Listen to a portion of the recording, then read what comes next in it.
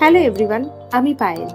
Pamper with পায়েলের আরেকটা নতুন ব্লগে তোমাদের সবাইকে স্বাগত জানাই। আজকে 5 তারিখ। আমরা যাচ্ছি এখন একটুখানি ঘুরতে।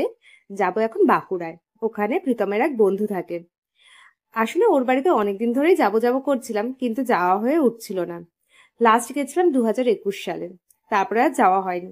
যেহেতু দূরত্ব অনেকটা, তাই ওরকম ভাবে আর যাওয়া হয়ে ওঠে না। কিন্তু হঠাৎ করে ঠিক হলো যে যাব, কারণ জাস্ট আশিসকে জিজ্ঞেস করা হলো যে ওর কবে ছুটি আছে। ও জানালো 5 তারিখেও ছুটি, তাই ঠিক করলাম।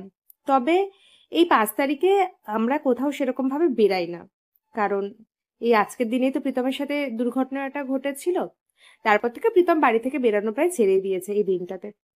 ও অফিসেও যায় না, ও বাড়িতে থাকতো।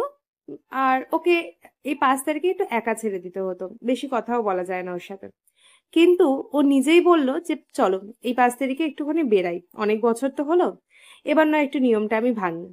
আমি প্রথমে নাই বলেছিলাম, কারণ আমার খুব একটা ইচ্ছে ছিল না।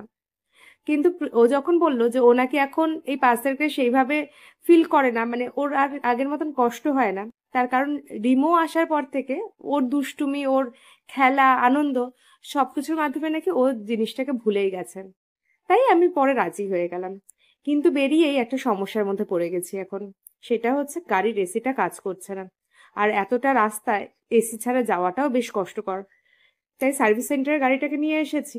কিন্তু এনারা এখন দেখে বলছেন যে গাড়িটা ঠিক করতে অন্তত 3টে ঘন্টা টাইম দিতে হবে। এবার যেহেতু কলকাতা থেকে বাঁকুড়া অনেকটা রাস্তা, প্লাস আমরা একটু দেরি করেই বেরিয়েছি, কারণ রিমোর স্কুল ছিল। যেহেতু এটা ওর প্রথম শিক্ষক দিবস, তাই কামাই করানোর খুব একটা ইচ্ছা ছিল না। দেখো রাস্তার পাশে কি সুন্দর কাশফুল ফুটেছে না, মনে হচ্ছে যেন দৌড়ে গিয়ে নিয়ে আসি। কিন্তু যেহেতু রানিং এ ছিলাম, তাই আর আনা হলো না। আর এদিকে বেলাও অনেকটা হয়ে গেছে, এবার একটু লাঞ্চটা সেরে নেব। পাশেই দেখলাম রাস্তার পাশে একটা ভালো ধাবা রয়েছে, তো ওখানেই ঢুকে পড়েছি এখন লাঞ্চটা সারার জন্য। আমি অর্ডার দিয়েছিলাম ভেজ থালি, কারণ এতটা জার্নি করতে হবে তো। ননভেজ সেরকম কিছু খেয়ে না আমি ডাইজেস্ট করতে পারি না, আমার খুব সমস্যা হয়। তা আমি ওর জন্য বাইরে দূরে কোথাও যাওয়ার থাকলে ভেজ খাবারই খাই, যাতে আমি তাড়াতাড়ি হজম করে নিতে পারি। আর আশিস বসে বসে খাবারগুলো গুনছিল যে কতগুলো আইটেম ওখানে রয়েছে। অনেক ধরনের আইটেম আছে এর মধ্যে।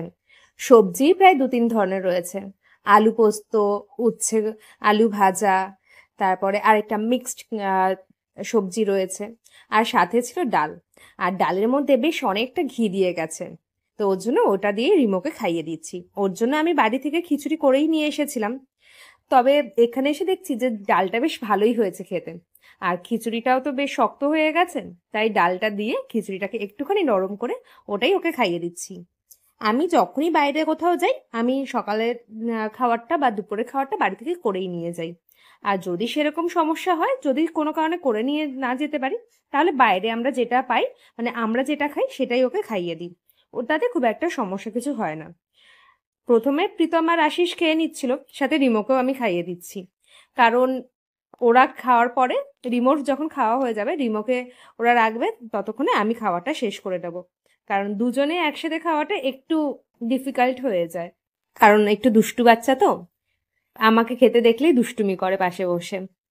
আর অনেক সকালে উঠেছে, এবার এখনো অবধি ও ঘুমায়নি। জানি না কখন ঘুমাবে, সেই সকাল 6টার সময় উঠেছে। আর খাওয়া দাওয়ার পরেই আমার একটু জোয়ান খেতে ইচ্ছা করে। তো ওই দোকানে জোয়ানও ছিল, কিনে নিয়েছি। আর যেই আমাদেরকে দেখছে জোয়ান খেতে, দেখো কেমন কুটকুট করে একটা একটা করে জোয়ান খাচ্ছে। ওর নাকি খুব ভালো লাগছে জোয়ান খেতে। অরিজিৎ দাদের বাড়ির কাছাকাছি চলে এসেছি। আর এখনই রিমোর ঘুমটাও পেয়ে গেল। আর দেখো বাইরেটা কি সুন্দর না, পুরো ঘন জঙ্গল দুই পাশে, আর মাঝখান দিয়ে শুধুমাত্র আমাদের গাড়িটা যাচ্ছে। আগে বা পেছনে কোনো গাড়িও নেই।